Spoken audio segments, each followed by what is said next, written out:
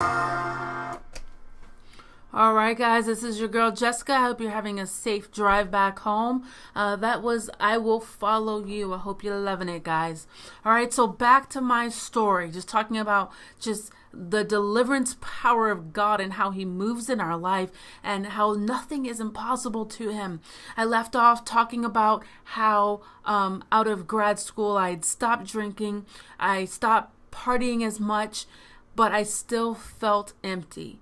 So I basically came to the conclusion that, you know what, I need God in my life. You know, I was arrested like 3 times during this whole time period.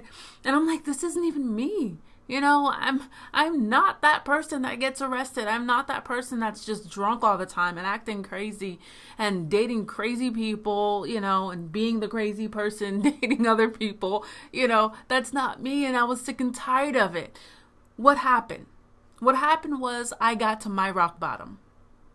My rock bottom. But I'm going to tell you, that wasn't as low as I needed to go. But that was my first step. So I said, you know what? I need God in my life. And so I found a church and I was all by myself. I was like, I'm not going to date anyone. It's just going to be me. I'm going to chill for a little bit. And I found this church in Maryland. That's where I'm from. And I was like, okay, cool. I loved it. I loved the worship. Everyone was nice.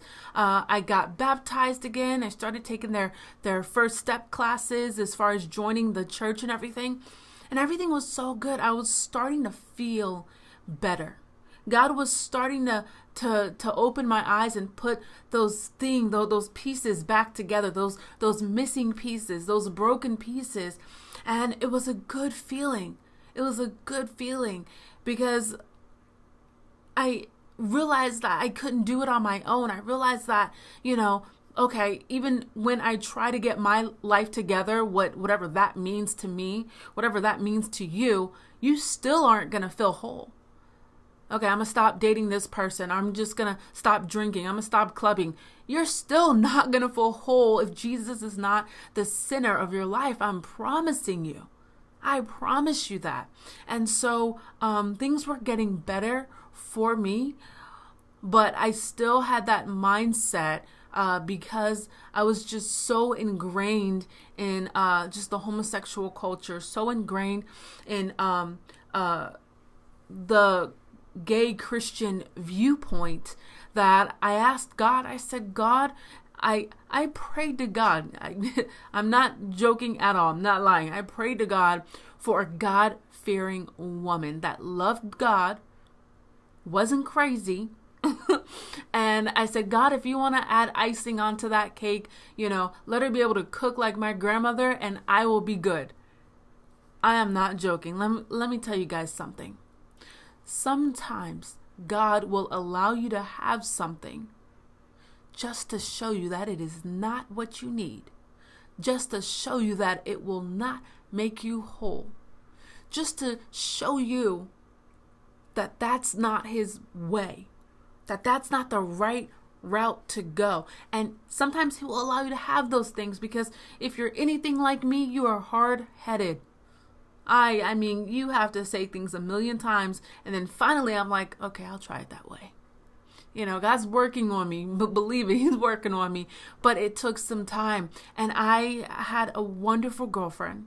She had a daughter. It was like I had a perfect family just all wrapped up. And I had a good job. We had a house. Everything was quote unquote perfect. Everything was quote unquote perfect. I was happy. She was amazing in every way possible. I was good. And I got to a point where I said, you know what? I want to marry her. We went to church together. We read our Bible together. You know, no relationship is perfect. So of course we had our ups and downs, but I was like, I just want to spend the rest of my life with her. And the closer I got to making that a reality, the closer I got to wanting to ask her to marry me, I started to feel this thing on the inside of me that I really hadn't felt in a while. Conviction. And it, over time, it got stronger and stronger. The more I got closer to wanting to ask her to marry me, the stronger that thing got on the inside of me until I could not take it any longer. It was overwhelming. And no one was home at the time. I was off work. No one was home. I am on my living room floor, on my hands and knees, crying out to God. God, you gave me exactly what I asked for. You allowed me to have it. Everything is perfect, but something doesn't feel right. Something doesn't feel right. And I realized that that void could not be filled by her, our relationship, nothing. Something was still wrong. And I knew that if I had asked her to marry me, that void would still have been there. Still be there. And I knew I couldn't live like that. I knew I couldn't live with that. And I knew that God was trying to tell me something. And finally, I hit my rock bottom. Let me tell you something, guys. Don't ever try to be the Holy Spirit in anyone else's life. That person who is struggling with same-sex attraction, don't beat the Bible over their head. You don't need to tell them the same 4 scriptures over and over again as if somehow all of a sudden it's going to click. God does the clicking, okay? It is Him who does the clicking. Your job is to love. And let me tell you something. People were loving on me. For the first time in my life, I would go to church with my girlfriend and people were loving us, being kind to us, asking us to come hang out with them at their family barbecue. This was new to me. They weren't condemning us. They loved us. And let me tell you what that did. That started to break down that wall, that barrier between God and me. It slowly started to crumble. Why? Because I would use the ugliness of other Christians as a reason as to why I am good the way I am. If you're so ugly, if you're so nasty towards me, and that's apparently okay with God, then what's wrong with me being a lesbian? If you're sinning by acting very horribly towards me, what's wrong with my sin? Hey, come on, guys. I'm just speaking the truth here. It is love that breaks those barriers. And in my book, man, I just go into more depth and detail when it comes to all this and how to do this. It's a process. But hate builds up that wall, and it is love that breaks that wall down. Love those people who you feel as though you can't love, who you can't invite over to the house, whatever it is. Love them the way you love yourself. And if you have a problem loving yourself, it's going to be very hard for you to love others the way Jesus first loved you. That's going to be difficult. So we have to really get into the Bible ourselves. We have to take that plank out of our own eye before we start fixing to look towards other people and their problems and their issues. Okay? And so it was that love that just got me to this major crossroad in my life, and it was absolutely amazing. I said, God, if you are telling me that it is wrong to be homosexual, if you're telling me that it is wrong to live this way, then fine, I'm ready to listen. But you know what? You need to do 3 things so I know I am not losing my mind. And the 3 things that I asked God to do were impossible in my eyes. Okay? I mean, impossible. But He did it. 24 hours, He did all 3 things. And it blew my mind. It blew my mind. For the first time in my life, I had peace. Total, unexplainable peace.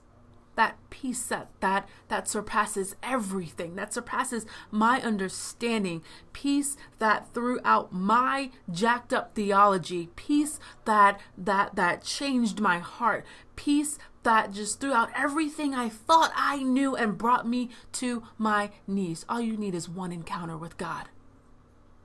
All you need is one encounter that changes everything. And it was something on the inside of me that clicked. Every scripture, every message, every sermon, I mean, it hit all at one time. And I was done. I gave it up. I gave up the lifestyle. Let me tell you something. I was the worst person at breaking up. I'm talking a pack of cigarettes, a bottle of Jack. I'm crying, listening to Marvin Gaye. I love old school, okay? And I didn't need any of that. I felt so free. I felt bad for hurting her. Of course I did. But I couldn't even cry because I had this peace that was a God type of peace. And ever since then, I've been been propelling forward in the things of God. Not looking back. Let me tell you, do I struggle? Yes. There are times that I struggle. There are some times when I think about my ex and I'm just wondering, I'm just like, all these things are going through my mind. And what is that? What is that? That's the enemy trying to set you up for failure. That's what that is.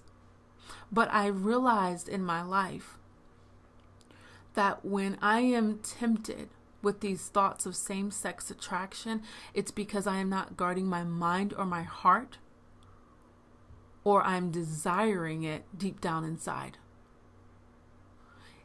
It is not easy to walk away from this lifestyle. God can deliver, yes. Can it happen in an instant? Fine, yes. Okay, it happens differently for everyone, but walking it out is a whole nother story. It takes time. But let me tell you something. I gotta hurry up and get out of here. But I want you to know that it is possible to be totally set free. When we walk it out and do it literally God's way, that thing starts to get smaller and smaller and smaller. I already said, I don't want to be one of them people that just tries to fake it and fake it and fake it. No, I said, God, if I'm going to have to live with this thing and try to just always look away from women and stuff, then I don't want this. I don't want this so-called deliverance if I have to fake it for the rest of my life. No way. But if you say I can be set free, then fine. And let me tell you something. There is freedom at the end of that thing. There is freedom where there's no looking back. But you have to work the process. You have to want it. And for everyone else who knows other people struggling, you have to love unconditionally. I'm talking agape love. Agape love. Okay? We can't put a time limit on someone's deliverance. We can't be mean and acting ugly like the Pharisees and then going to church the next day. It is that stuff right there that just pushes people away and say, you know what? Y'all are nothing but a bunch of hypocrites. I don't want that God if that's what God looks like. You go to church, you praise him, then you talk trash about everyone when you get home. That's not God, and that's not setting the example that you want for people. We got to live it. We got to love people. We got to be patient. All right, guys, check out my website, www.loveatthecross.com, for more information about my ministry, speaking engagements, things like that. And also you can check out Facebook, Love of the Cross. I have information about my upcoming book. I'm super excited for that, okay? All right, guys, I'm going to play a couple more songs, and then I'm going to be up out of here. So enjoy Elevation Worship Evidence. You guys, let's be the hands and feet of Jesus. Let's stop talking about it, but let's start doing it. Let's start doing it. Let's stop being hypocrites. There's no time to be hypocrites and walking around like the Pharisees. There's no time for that. We got to speak it, be it, and live it. Love you guys. We're moving from death to life. We're moving.